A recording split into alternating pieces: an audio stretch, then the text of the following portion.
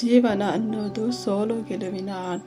ಗೆದ್ದವನಿಗೆ ಸೋಲಬಾರದೆಂಬ ಭಯ ಇದ್ದರೆ, ಸೋತವನಿಗೆ ಗೆಲ್ಲಲೇಬೇಕೆಂಬ ಛಲವಿರುತ್ತದೆ.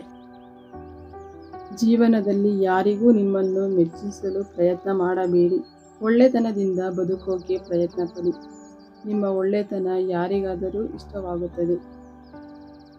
ಜೀವನದಲ್ಲಿ ನೀನು ಗೆದ್ದರೆ ನೀನು ಯಾರು ಅಂತ ಎಲ್ಲರಿಗೂ ಗೊತ್ತಾಗುತ್ತದೆ.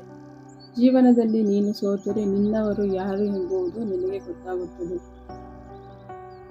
ನಿನ್ನ ಗುರಿಯನ್ನು ಸಾಧಿಸಲು ಹೊರಟಾಗ ತುಂಬಾ ಜನ ನಿನ್ನನ್ನು ಕೆಣಕುತ್ತಾರೆ.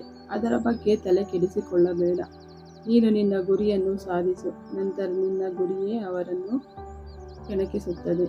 ಸಾವನ್ನು ಪಡೆಯಲು 1000 ದಾರಿಗಳಿವೆ, ಆದರೆ ಬದುಕನ್ನು ಕಂಡುಕೊಳ್ಳಲು ಇರುವ ದಾರಿ ಒಂದೇ ಒಂದು, ಅದುವೇ ಆತ್ಮವಿಶ್ವಾಸ.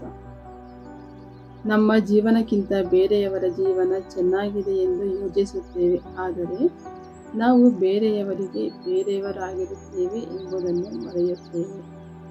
ಯಾವತ್ತು ನಿನಗೆ ಶತ್ರುಗಳ ಸಂಖ್ಯೆ ಹೆಚ್ಚುತ್ತಾ ಹೋಗುತ್ತದೆಯೋ ಆವತ್ತು ನೀ ನಡೆದ ಹಾದಿ ಮತ್ತು ನಿನ್ನ ಗುರಿ ನಿಖರವಾಗಿದೆ ಎಂದರ್ಥ.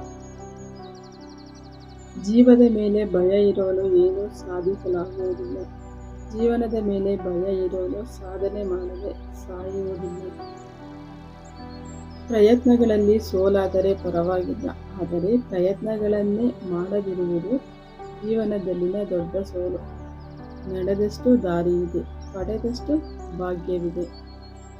ನಿನ್ನ ಗೇಲಿ ಮಾಡುವವರ ನಡುವೆ ಗೆದ್ದು ಗರ್ವದಿಂದಿರಬೇಕು.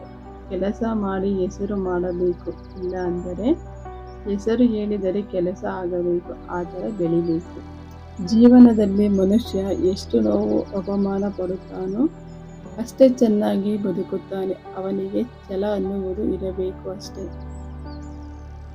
ದುಡಿಯೋನಿಗೆ ಗೊತ್ತು ಮಣ್ಣಿನ ಬೆಲೆ, ಎತ್ತೋರಿಗೆ ಗೊತ್ತು ಹೆಣ್ಣಿನ ಬೆಲೆ, ಬಡವರಿಗೆ ಗೊತ್ತು ದುಡ್ಡಿನ ಬೆಲೆ, ಈ 3 ತಿಳಿದವರಿಗೆ ಗೊತ್ತು ಜೀವನದ ಬೆಲೆ.